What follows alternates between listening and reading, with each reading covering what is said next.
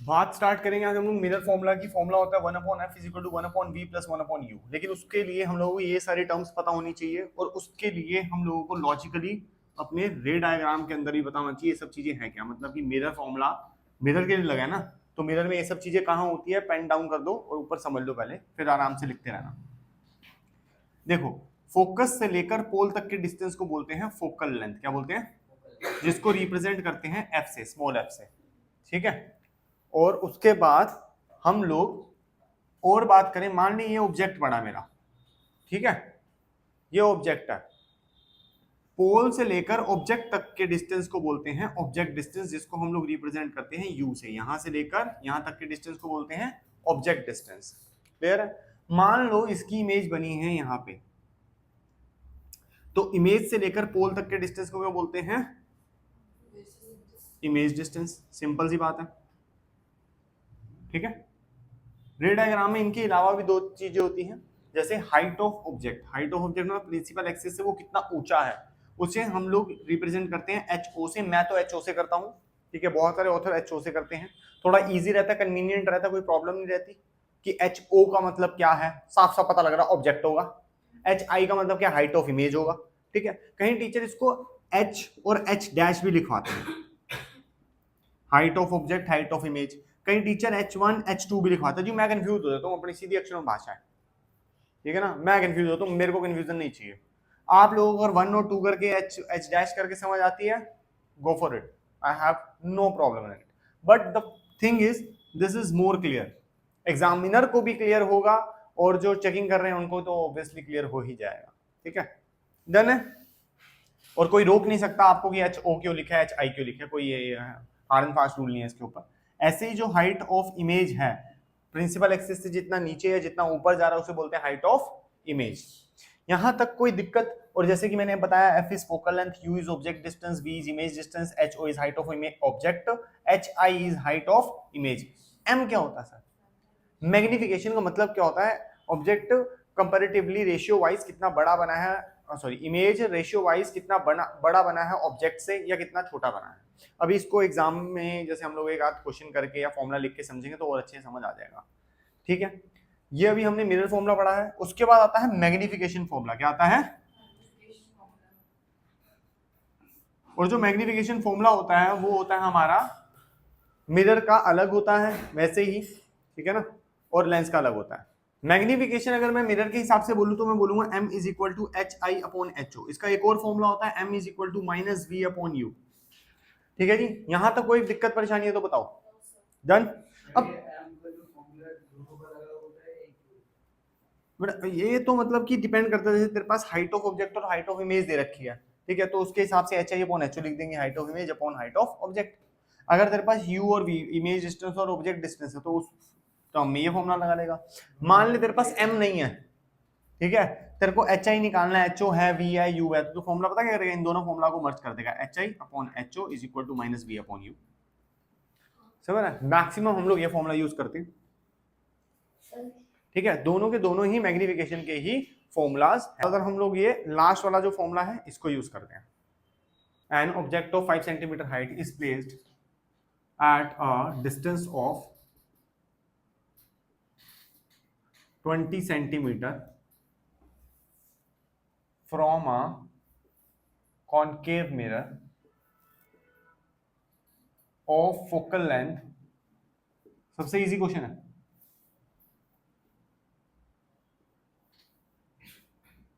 Thirty centimetre. करना नहीं है क्वेश्चन अभी हमने, बस क्वेश्चन लिख लिया है, कहीं फटाफट निकल जाओ, हथियार निकाल के हम करेंगे। ठीक है, हथियार ही दिए अभी मैंने, इनको चलाना नहीं सिखाया तुम्हें, मतलब फॉर्मूला ही दिए हैं, सब कुछ होगा। अभी मैंने आपको बस फॉर्मूलाज दिए हैं, ठीक है ना, फॉर्मूला लगा के वो चैप्टर नहीं है, फॉर्मूला मिल गया, क्वेश्चन मिल गया, धनाधन हमने कर दिया, आंसर 0, नील बेटा सन्नाटा। ठीक है ना, अब ध्यान से देखना है, लेंथ 30 सेंटीमीटर, ठीक है, find nature, size and position. बच्चा इस वाले ऐसे क्वेश्चंस के अंदर इसके न्यूमेरिकल में बहुत कंफ्यूज रहता है कि सर हमने तो सब कुछ किया, मैडम नंबर नहीं देती, हर बात पे नंबर काट लेती हैं। अभी बताऊंगा बातें क्या हैं, मेरी पोजीशन है। ठीक है, अभी लिख रहा हूं मेरे बच्चे, बातें नहीं सुनते पहले। इसमें प्रॉब्लम जो आती है वो ये आती है इसके गिवन की, तो सब कुछ कर लेगा, कैलकुलेशन भी कर लेगा, लेकिन गिवन ही गलत हो जाएगा। ठीक है, और सब बच्चे इसी बात में परेशान है आज तक। बहुत सारे बच्चे, तेरे स्कूल में बहुत बच्चे परेशान होंगे कि सर सब कुछ तो आ रहा समझ, लेकिन प्रॉब्लम ये आ रही है कि गिवन ही नहीं ठीक होता हमारा। पता नहीं ऐसा क्या ही गिवन में है, अभी बताऊंगा क्या होता है। ठीक है, आओ ध्यान से सुनना बातों को। इस क्वेश्चन को करने के लिए एक चीज चाहिए थी, फॉर्मूला, वो हमने कर लिया। अब चाहिए साइन कन्वेंशन। क्या चाहिए? साइन। ठीक है, मतलब जैसे फोकस पॉजिटिव होता है, नेगेटिव होता है, क्या होता है, क्या क्या होता है, वो सब चीजें आज हम पढ़ेंगे। और उसको समझने के लिए एक दिमाग और एक मिस्त्री अंकल का इंची टेप चोरी करके रखना बस। यू नो इंची टेप, मेजरिंग टेप देखा, वो आते हैं घर पे, कोई कारपेंटर आता है या कोई दीवार ठीक करने को, टाइल ठीक करने के लिए अंकल आते हैं, वो एक इंची टेप लेके आते हैं लोहे का, ऐसे करके खोलते हैं, खुद भी नहीं जाते वहां पे, इंची टेप पहुंच जाता है, ऐसे छत को नापना, अंकल यहीं से इंची टेप खोलेंगे, छत पे लग जाएगा और ऐसे करके नीचे दबा देंगे, खुद वहीं खड़े रहेंगे, मस्त इंची टेप है उनका। ठीक है, वही इंची टेप को माइंड में एज्यूम करना है जब मैं समझा रहा हूं। ठीक है, मेजरिंग टेप वही टेप होता है। आओ फिर देखें। तो पहले तो मैंने यहाँ पे जो मिरर बनाया है वो कोई भी हो सकता है। ठीक है, जो भी रूल्स में आप लोगों को, जो भी साइंस में अभी आपको बताऊंगा, ये मिरर लेंस सबके लिए एप्लीकेबल है। ठीक है, चाहे वो कॉनकेव हो, चाहे वो कॉन्वेक्स हो, मिरर हो या लेंस हो, concave mirror, concave lens, convex mirror, convex lens, sign convention is same for everything. ठीक है ना, फॉर एवरीथिंग मतलब लेंसेज और मिरर के लिए। अच्छा जी, समझो, ये तो पोल था। ठीक है, अब बात आती है कि अगर मुझे मान लो कि फोकल लेंथ पता लगाना है, सर उसको फोकल लेंथ बोलते हैं, क्वेश्चन में गिवन है, टेप दो, नहीं। हमारे पास दो टाइप की चीजें होती है, या तो कॉनकेव या कॉन्वेक्स। देखो हमने अभी तक मिरर पढ़े हैं, तो मैं खाली मिरर की बात करता हूं, लेंसेज साथ में फ्री हैं तुम्हारे लिए। ठीक है ना, कॉनकेव मिरर की अगर मैं बात करूं, तो अगर ray parallel to principal axis आए तो कन्वर्ज कौन से फोकस पे होती है, इस वाले या उस वाले? ये वाले कॉनकेव है मेरे बच्चे, मिरर चेक करो, कॉनकेव है तो इस फोकस पे आती है, तो this is the original focus, this is the original focus. जो ऊपर लिखा है ना, an object 5 centimetre height displace at a distance of 20 centimetre, concave mirror of focal length 30 centimetre, वो 30 सेंटीमीटर तो सर ये भी हो सकता है और ये भी तो होगा, फोकस तो दोनों साइड है। लेकिन प्रॉब्लम ये है कि इसमें ओरिजिनल कौन सा है, this one is the original one. जो नहीं है नकली बोलता हूं ना, उसके मुंह पे काला थोप देते हैं हम लोग, है ना। तो this is the original one. अब ये ओरिजिनल वन को मान लिया सब कुछ है, सर रुक जाओ, इतना रुक रुक के पढ़ा रहे हो, बताओ तो सही चाहते क्या हो? साइन चाहता हूं मैं इसका। तो अब साइन क्या होता है, उसके लिए हम पहले इंसिडेंट रे के बारे में समझते हैं। इंसिडेंट रे कौन सी रे होती है? साइन मतलब प्लस या माइनस, वो सिंबल की बात नहीं कर रहा मैं, साइन की बात करूं, प्लस माइनस वाली। इंसिडेंट रे ये रे है, किस डायरेक्शन में आ रही है? इस डायरेक्शन में। अब जब भी कोई भी चीज मैं नापूंगा, कोई भी चीज मैं मेजर करूंगा, किसी भी चीज का डिस्टेंस पता लगाऊंगा, मैं हमेशा पोल पे खड़ा हो जाऊंगा। कहां खड़ा हो जाऊंगा? ठीक है, लेट से कि यहां पे मेरा ये फोकस है, इस फोकस को मेजर करने के लिए मैं कहां खड़ा हो जाऊंगा? पोल पे। और वो इंची टेप होता है ना अंकल का, लोहे का, अंकल तो कहां खड़े हुए? पोल पे। किसको मेजर करना है? फोकस को। तो इंची टेप किस डायरेक्शन में खुलेगा, जल्दी बता? इस डायरेक्शन में। और अगर वो डायरेक्शन, जिस डायरेक्शन में इंची टेप खुल रहा है, वो डायरेक्शन और इंसिडेंट रे की डायरेक्शन ऑपोजिट है, तो जिस चीज को आप मेजर करने गए थे वो नेगेटिव हो जाएगी। मतलब फिर से बताता हूं, पोल पे खड़े हुए थे अंकल, इंची टेप किस डायरेक्शन में खुला? इस डायरेक्शन में, इसी को मेजर करना है। अच्छा, इंसिडेंट रे की डायरेक्शन क्या थी? ये थी। मेजरिंग टेप की डायरेक्शन क्या है? ये दोनों डायरेक्शन क्या है? ऑपोजिट है, तो साइन आएगा नेगेटिव का। ठीक है, तो इससे क्या पता लगा? कॉनकेव लेंस की, सॉरी कॉनकेव मिरर या कॉनकेव लेंस की फोकस नेगेटिव होती है एवरी टाइम। यहां तक समझ आई? अब मान लेते हैं कि यहां ऑब्जेक्ट है, यहां से लेकर पोल तक के डिस्टेंस को ऑब्जेक्ट डिस्टेंस बोलते हैं।